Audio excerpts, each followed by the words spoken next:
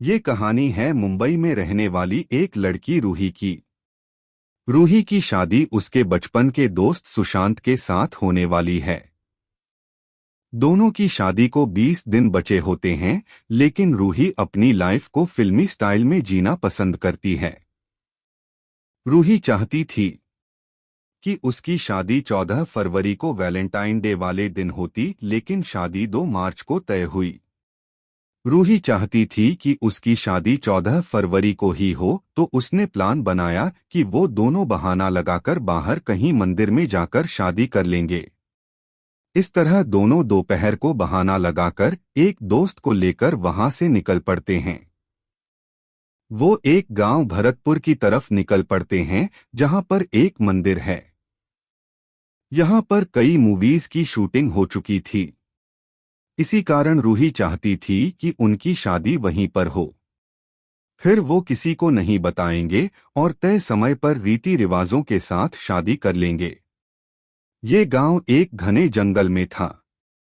ये इलाका था तो बहुत ही सुंदर, लेकिन यहाँ तक जाना बहुत ही मुश्किल था। यहाँ पर आकर उनको पता लगता है कि यहाँ पर तो फोन की रेंज भी नहीं आ रही। रात के करीब 8 बज गए थे। जब वो मंदिर पहुंचे तो वहां पर उन्हें एक पुजारी मिलता है, जो कहता है कि रात को शादी की रस्म पूरी नहीं की जा सकती। इस कारण उन्हें सुबह का इंतजार करना होगा। तब तीनों परेशान हो जाते हैं कि यहाँ पर वो रुकेंगे कहाँ। वो तो सोचकर आए थे यहाँ पर शादी करके वो यहाँ से चले जाएंगे। अब ये उनके लिए परेशानी का सबक बन जाता है। लेकिन गांव वालों से मिलकर उनके मन में ये शंका नहीं रहती। गांव वाले उन्हें रहने के लिए घर देते हैं और उन्हें खाना भी खिलाते हैं। तो सुशांत कहता है कल सुबह ही शादी करके यहाँ से निकल जाएंगे। जब इसे गांव वाले सुनते हैं तो वहां पर सन्नाटा सा छा जाता है।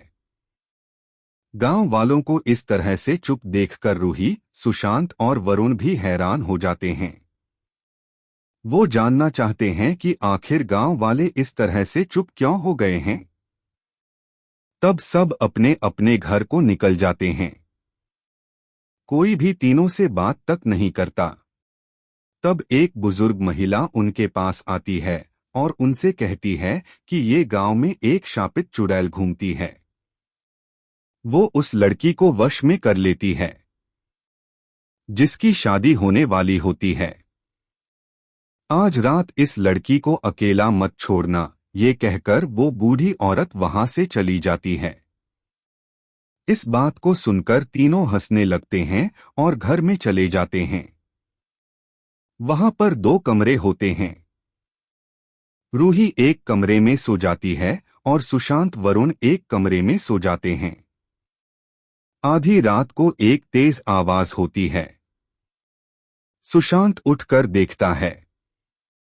ये आवाज रूही के कमरे से आ रही होती है। सुशांत वरुण को नींद से जगाता है और दोनों रूही के कमरे में जाते हैं। वहां कमरे में उन्हें कुछ अलग ही देखने को मिलता है। सारा सामान नीचे गिरा होता है और रूही दीवार को खरोच रही होती है। वरुण तो डर के मारे वही अकड़ सा जाता है, लेकिन सुशांत हिम्मत करके आगे बढ़ता है। वो जैसे ही रूही के पास पहुंचता है तो रूही पीछे मुड़कर देखती है तो सुशांत के होश उड़ जाते हैं। रूही का चेहरा किसी चुड़ैल से कम नहीं होता। उसकी डरावनी आंखें, उसके बाल जैसे किसी बूढ़ी औरत के हो। सुशांत डर के मारे 2 कदम पीछे हट जाता है। तभी उसकी नजर रूही के पैरों पर पड़ती है। रूही का शरीर तो सीधा होता है, लेकिन उसके पैर उल्टे हो चुके होते हैं। इसे देखकर दोनों डर के मारे घर से बाहर भागते हैं। दोनों बहुत चीखते हैं, लेकिन कोई अपने घर से बाहर नहीं आता। दोनों को समझ नहीं आता कि क्या करना है। तब एक घर से वो औरत बाहर आती है। सुशांत और वरुण के चेहरे को देखकर वो समझ जाती है कि क्या हुआ है। सुशांत कहता है, कि हमारी मदद करो, तो वो औरत कहती है कि अब तुम्हारी मदद हम नहीं, सिर्फ तुम खुद कर सकते हो। वो लड़की अब उस चुड़ैल की कैद से बाहर नहीं आ सकती। वो शादी की रस्म से जुड़ी थी, लेकिन उसकी शादी नहीं हुई। उस चुड़ैल के साथ भी ऐसा ही हुआ था। इसी कारण वो ऐसी लड़कियों को अपना शिकार बनाती है। इतना कहकर वो औरत वहां से चली जाती है। सुशांत बहुत ज्यादा परेशान हो जाता है कि अब वो क्या करें। वो दोनों हिम्मत करके दोबारा उस घर में पहुंच जाते हैं। वहां बेड पर रूही सोई होती है। जब आवाज सुनकर वो उठती है तो वो ठीक लग रही होती है। सुशांत और वरुण को देखकर वो कहती है कि क्या हुआ, वो इतना डरे हुए क्यों खड़े हैं। तो सुशांत उसे सब बता देता है। रूही बड़ी हैरानी के साथ सब सुनती है, जैसे उसे कुछ पता ही ना हो। तब वरुण कहता है शायद वो चुड़ैल वहां से चली गई। सुशांत कहता है रूही तुम सो जाओ, कल बात करेंगे। रूही बेड पर लेट जाती है। वो दोनों अपने कमरे की तरफ जाते हैं तो वरुण कहता है अच्छा हुआ वो चली गई। तभी पीछे से एक तेज आवाज आती है, मैं यही हूं। तो दोनों पीछे मुड़कर देखते हैं तो पीछे रूही उसी चुड़ैल के रूप में आ चुकी होती हैं। वो दोनों डर के मारे कांपने लगते हैं। तो हिम्मत करके सुशांत उससे पूछता है कि तुम्हें क्या चाहिए, क्यों तुम रूही की बॉडी में आई हो। तो वो चुड़ैल कहती है कि मुझे भी एक लड़का शादी का वादा करके छोड़ गया था। मैं तड़प तड़प कर मरी थी। मैं ऐसी लड़कियों का शिकार करती हूँ जिनकी शादी होने वाली होती है। अब मैं रूही को नहीं छोड़ूंगी। तब सुशांत कहता है कि इसका बदला तुम उस लड़के से लो। तुम रूही को मारकर उससे बदला क्यों ले रही हो। तो वो चुड़ैल कहती है कि जैसे मेरी शादी नहीं हुई, मैं इसकी शादी नहीं होने दूंगी। ये मेरा शिकार है। इतना कहकर वो हवा में उड़ने लगती है। वो एक डरावने रूप में आ जाती है। दोनों की हालत पतली हो जाती है। वो दोनों दूसरे कमरे में भाग कर आ जाते हैं। सुशांत का मन बहुत उदास हो जाता है। तो वरुण कहता है कि वो रूही को छोड़ेगी नहीं। हमें पुजारी के पास जाना चाहिए, शायद वो कोई मदद कर सके। वो दोनों ही उसी मंदिर का दरवाजा खटखटाने लगते हैं। आधी रात का समय होता है तो काफी देर बाद पुजारी बाहर आता है।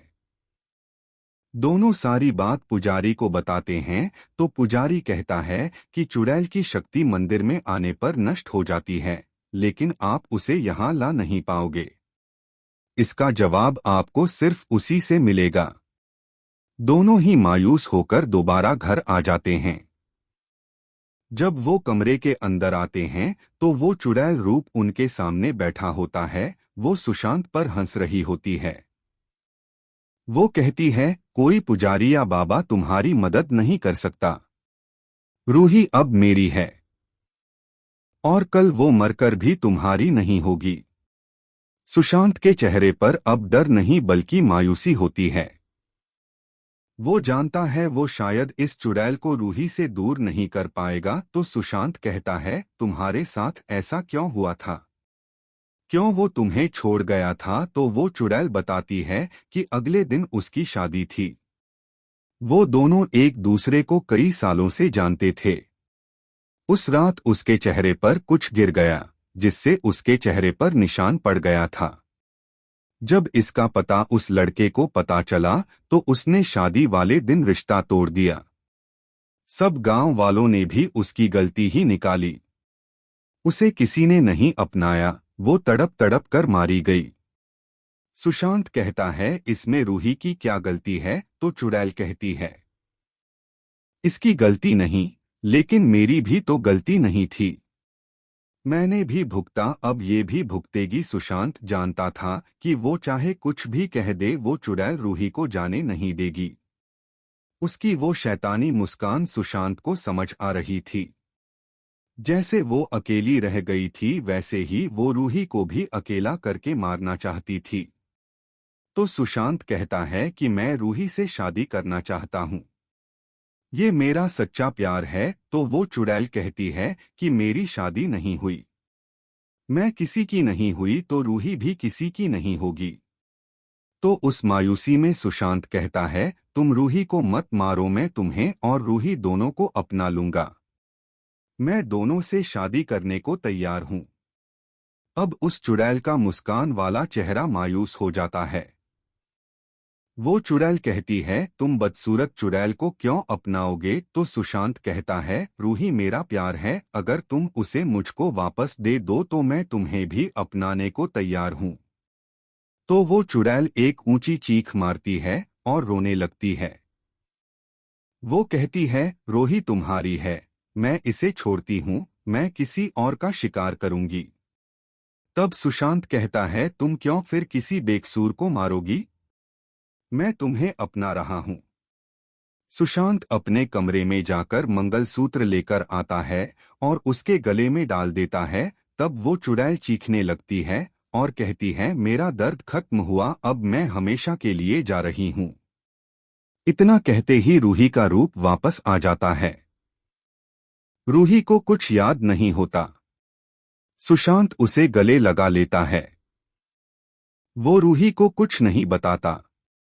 अगले दिन वो उसी मंदिर में शादी करते हैं और मुंबई वापस निकल लेते हैं। दोबारा कभी वो चुड़ैल किसी को नजर नहीं आती। अगर आपको ये वीडियो अच्छी लगी हो तो हमारा चैनल डर ये कैसा सब्सक्राइब जरूर कर लें। यहाँ पर आपको ऐसी ही वीडियो देखने को मिलेंगी।